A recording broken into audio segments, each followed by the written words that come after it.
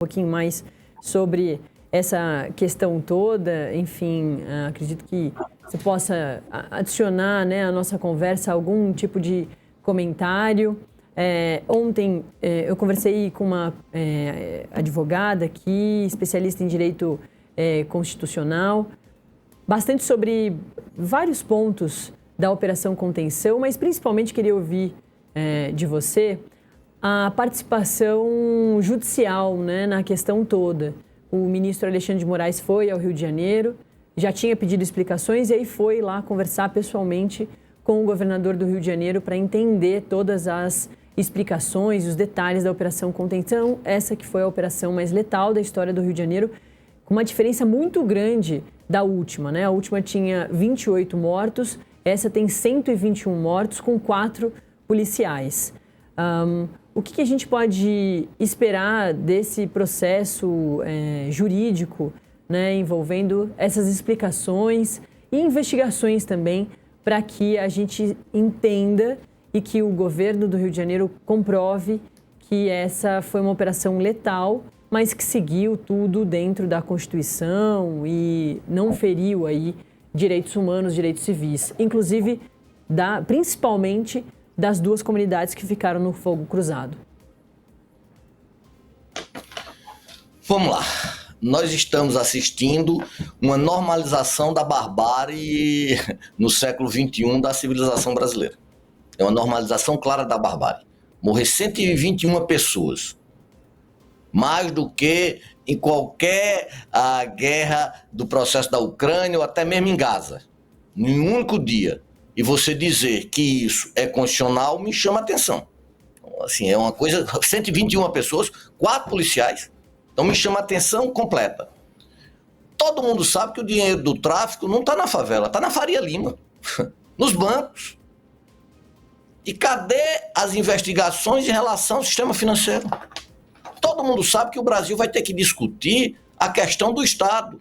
O Estado sai das periferias, sai das comunidades, o crime organizado e as facções entram. Isso é muito claro, muito claro. Então, essa investida, ela foi eficiente? Ela vai reduzir o tráfico? Não. Se transformou o quê? Numa sociedade de espetáculos. Um livro de Guy Debord da década de 60. Ou seja, nós viramos um espetáculo, sem nenhum tipo de eficiência. Só que, dos 121 mortos, vários não tinham nenhum tipo de antecedentes. Os mandatos de prisões emitidos foram cumpridos? Não. Os chefes foram presos? Não. O que é que houve? 121 mortos. O que me chama a atenção é que parte das pessoas que vivem nas comunidades defendem essas ações, que são ações quando ele chega, veja, uma comunidade fervilhando de pessoas, com um tiroteio aleatório, são mortos pessoas que têm envolvimento com o tráfico, são mortas pessoas que não têm nada a ver com isso. Nada a ver com isso. Você diminui as armas? Não. Você diminui os outros negócios ilícitos? Não. Que deixou de ser a principal fonte, deixou de ser a maconha hoje. Hoje é o quê? Determinadas tarifas que eles substituem o Estado e cobram como gás, luz, internet, cigarro contrabandeado. Então veja, o crime ele se sofistica. E nós começamos a fazer isso só por pirotecnia. As injunções com inteligência e pegando a parte principal, qual é a parte mais sensível dos esquemas criminosos? É a manutenção, é o dinheiro. E isso não foi feito. Porque as pessoas que lucram exacerbantemente com isso não estão nas comunidades, estão fora da comunidade. E eu noto também um discurso de forma ideologizada, isso é muito ruim, inclusive de forças desenvolvidas. O traficante pegou em arma, está armado, é contra o Estado, é uma ameaça e deve ser eliminado. Não tem direitos humanos a quem pega armas contra o Estado. Isso é muito claro. É uma questão de o quê? Um exercício regular do direito a uma pessoa armada que quer desafiar o Estado. Mas o cidadão comum que está lá, que a maioria são cidadãos de bens que trabalham todo dia para ganhar um salário mínimo, e você chega e torna a violência uma normalidade na sociedade. E por que esse apoio? Pela questão simbólica do bandido, pela questão simbólica de restaurar a ordem, pela questão simbólica da autoridade, pela questão simbólica da segurança.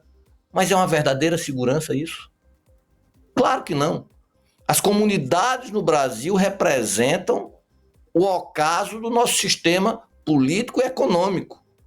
As comunidades por si só são chocantes. Veja o Rio, de tantos antagonismos, você vê riquezas imensas, Barra da Tijuca. Nós somos um país, 19ª economia do mundo, nós podemos nos compadecer ainda com as periferias.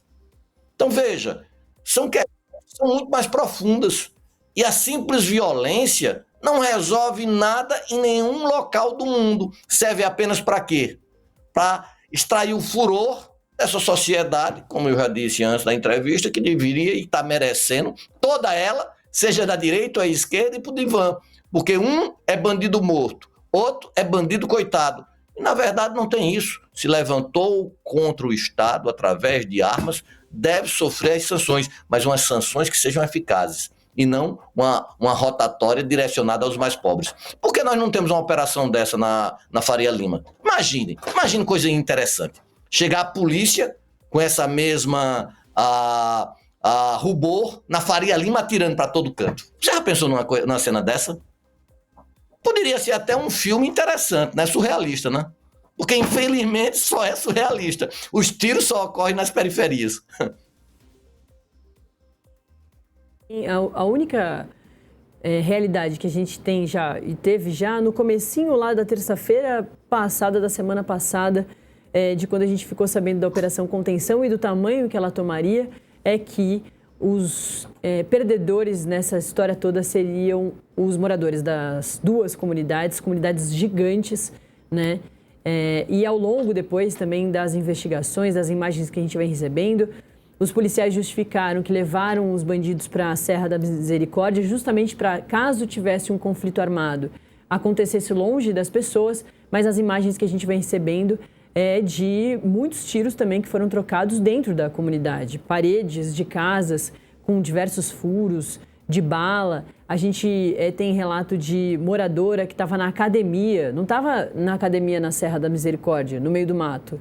Ela estava se exercitando no meio do Complexo da Penha. E mesmo assim levou um tiro de fuzil na perna, né? Ela nem estava sabendo da operação e acabou passando por isso.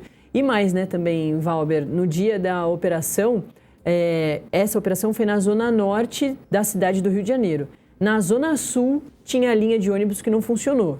Então, assim, a cidade inteira do Rio de Janeiro foi muito prejudicada ao longo de toda a terça-feira por causa dessa operação muito localizada, mas que piorou muito todo o restante dos serviços públicos e da dinâmica da cidade. Então, não foi uma situação tão localizada assim.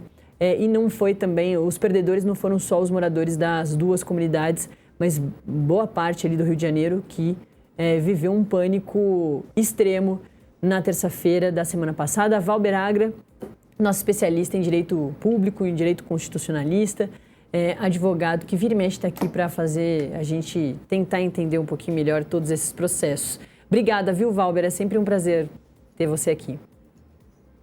Um prazer todo meu. E só para finalizar, é tão ineficiente isso, porque uma favela, uma comunidade com tantas vielas, você colocou em risco também os policiais.